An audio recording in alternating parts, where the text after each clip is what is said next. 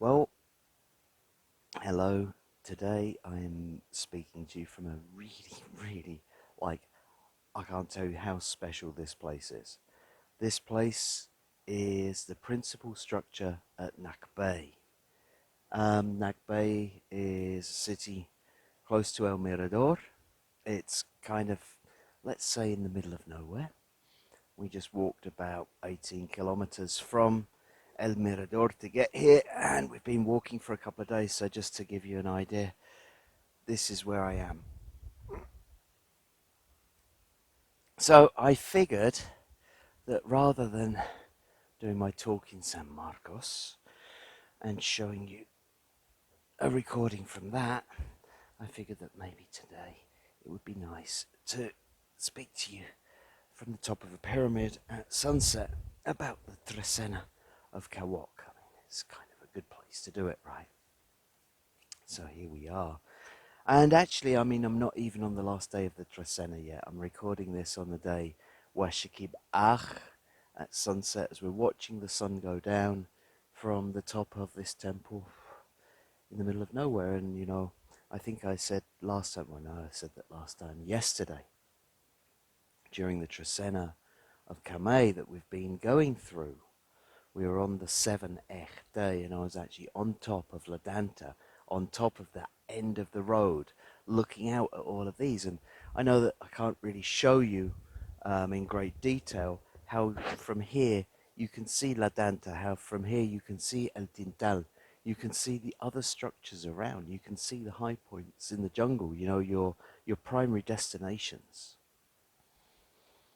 So, as I said, today really I want to talk to you about the Trecena of Kawok. And what's the Trecena about? It's about rebirth. It's about, we've gone through Kame, we've faced our fears, we've gone through our challenge.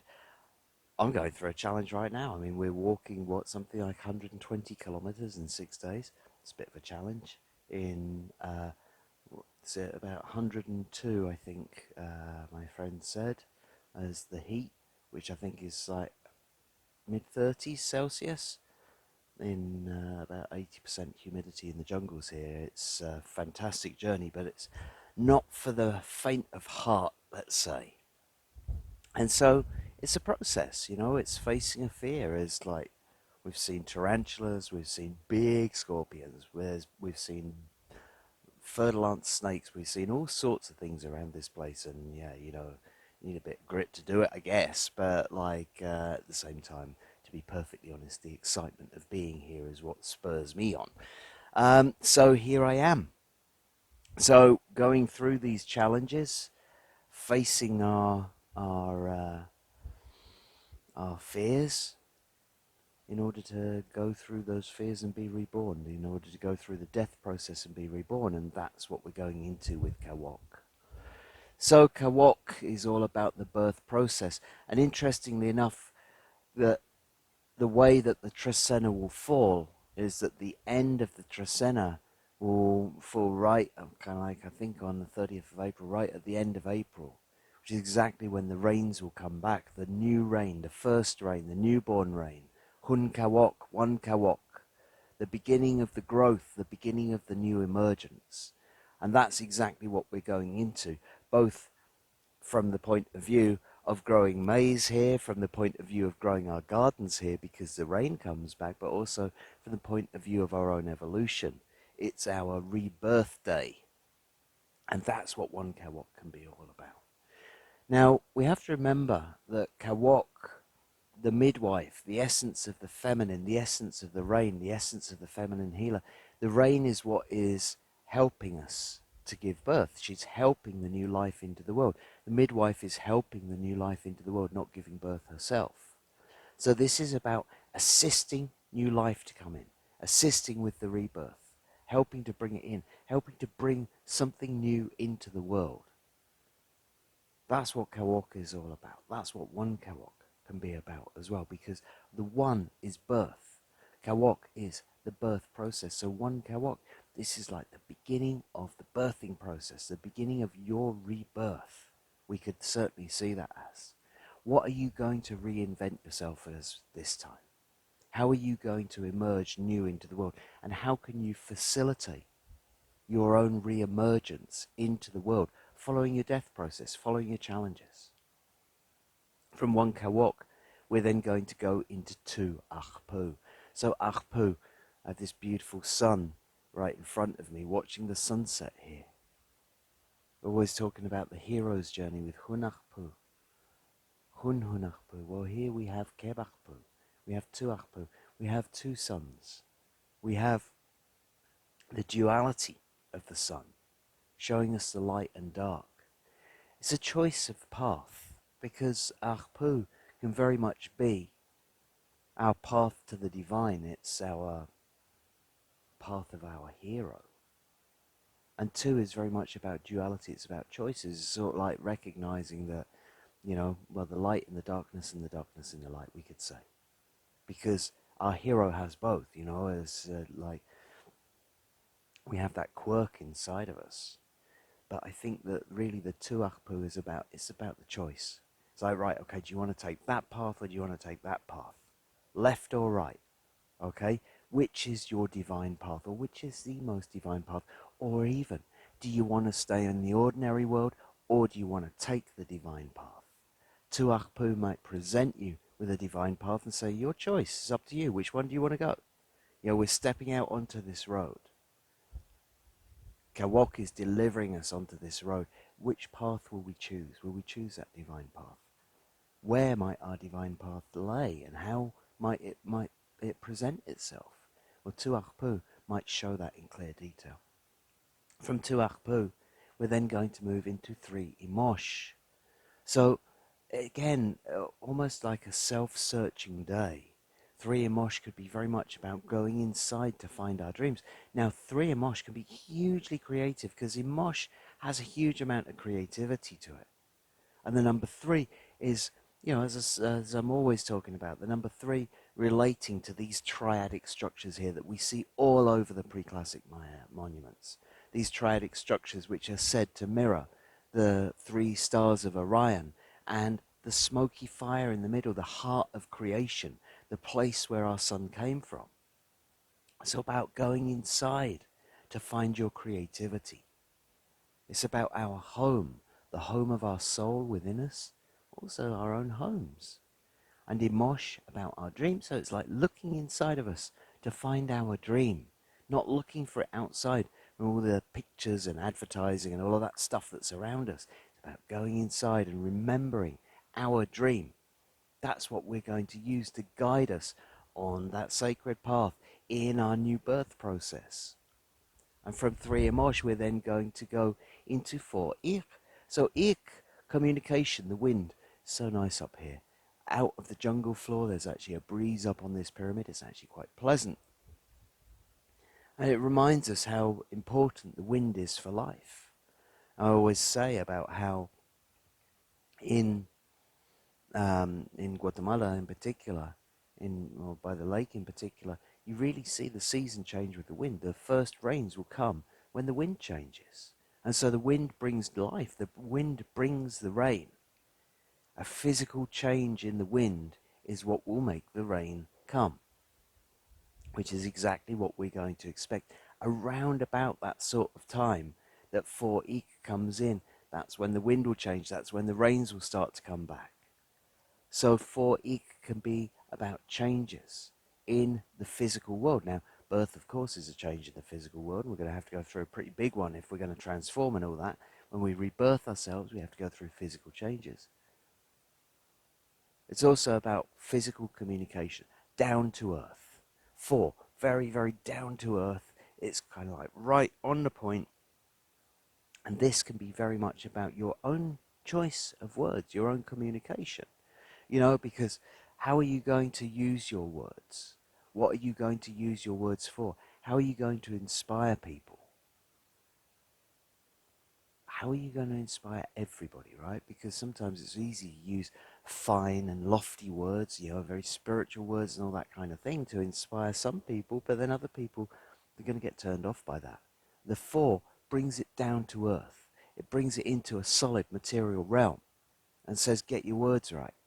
It helps you to get your words right. Helps you to put into the physical, what you're trying to express. So it's a great day to be communicating anything where you have to get maybe a bit down to the nitty gritty with what you need to express.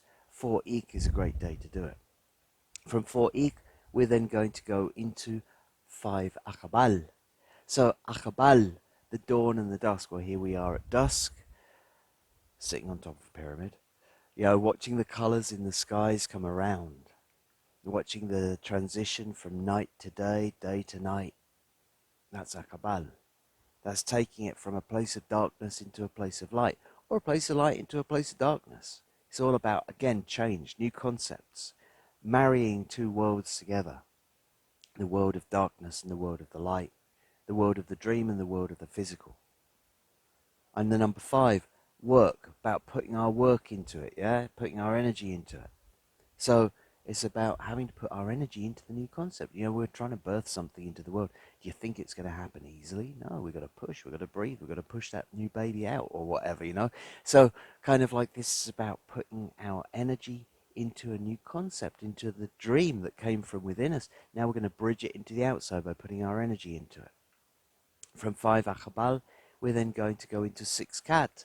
Kat, the net. Kat, the kind of like what we're gathering things with, what we're carrying, how we're carrying our supplies on our journey around this place, around this forest, this jungle. And we're very pleased that we're carrying these things that I can speak to you because I'm carrying things. But yesterday we made a ceremony at El Mirador, and I used the candles and the sugar that I was carrying, and so my bag now weighs less. And so I'm really happy that my bag weighs less as well. Oh, here come the monkeys. So, cat is about understanding what you want to carry in your net and what you want to let go of. We could also see, like in this rebirth process, in this new birth process, how cat could be kind of like about the release from the cord, releasing the tie from the mother which is birthing us, releasing our tie to what has been in order to move forward in liberation, because cat is about liberation as well as gathering.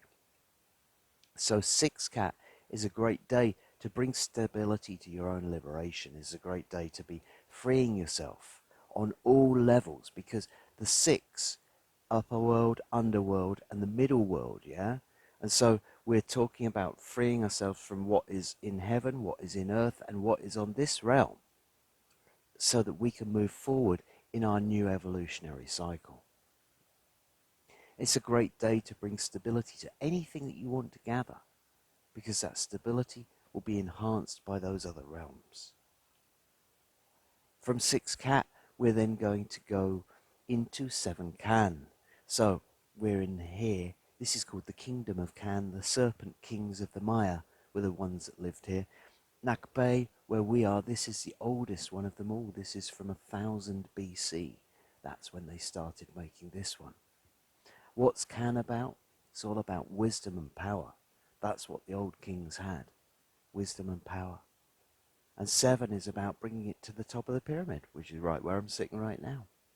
7 is about bringing it to an ending. It's about bringing it to a culmination. It's about making choices as well. It's about, okay, you've spent the last 260 days doing whatever you've been doing, evolving in whatever way you've been evolving, and now you're coming to a peak where you've got to use your wisdom to choose your path, because 7 is also about your choices, right? Your choices of how you're going to use your power. Are you going to use it to bring wisdom to the people around you? Are you going to share your wisdom and empower those around you? Or are you not? It's up to you. But from the top of that peak, it's possible to see maybe the consequences.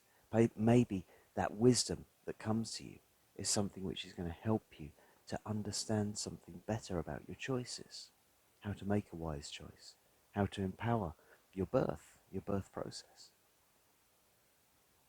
From 7 Ajpu, from 7 Kan, we're then going to go into 8 Kame, okay?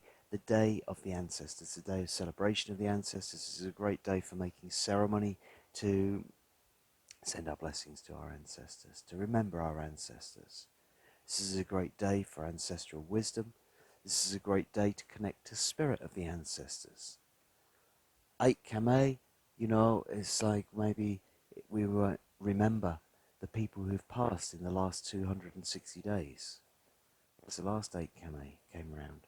8 Kame can also be seen as a wedding day, because 8 Kame is, bringing all of our ancestors together, celebrating all of our ancestors. So it's a great day for doing exactly that. From 8 Kame, we then go into 9 Kech. Okay? So, Kech, the wilderness. Okay, here we are, surrounded by the essence of Kech, surrounded by the wilderness. Beautiful here. And this is where we recharge. This is where we come to eat the leaves. This is where we come to remind ourselves how to use our strength, how to use our determination, but also how nature uses it. Here we see trees growing out of rocks. We see roots moving through cracked rocks, but the root doesn't move through the solid rock. It moves through the cracks between the rocks, right? It's got the determination to grow, but it's following a pattern of nature. Now, the number 9 is the number of the divine feminine. It's the number of femininity, the number of women. And so when we see 9 Kech, well, sometimes I'll relate Kech to the priest. And so I would say that, like, 9 Kech would be very much the day which we could relate to the high priestess. And it's about the wisdom of the women that comes from nature. It's about being out here and connecting to life, because the number 9 is also the number of life. And it's the life that comes to us from being in the wilderness. So 9 Kech is a great day to be out in nature.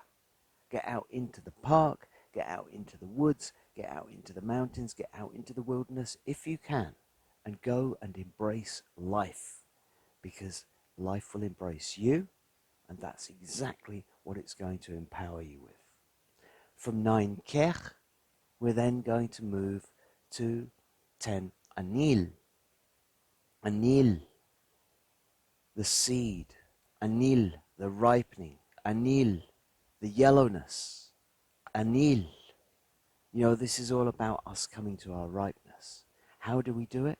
With the number 10, we're doing it hand in hand. We're doing it together. We're doing it with our community. So it's community ripening. This is like giving each other a hand. I was saying about one Kawok being the birth process, the one who's helping us to go through the birth process. Well, here is another assistant. How are we going to help that ripening?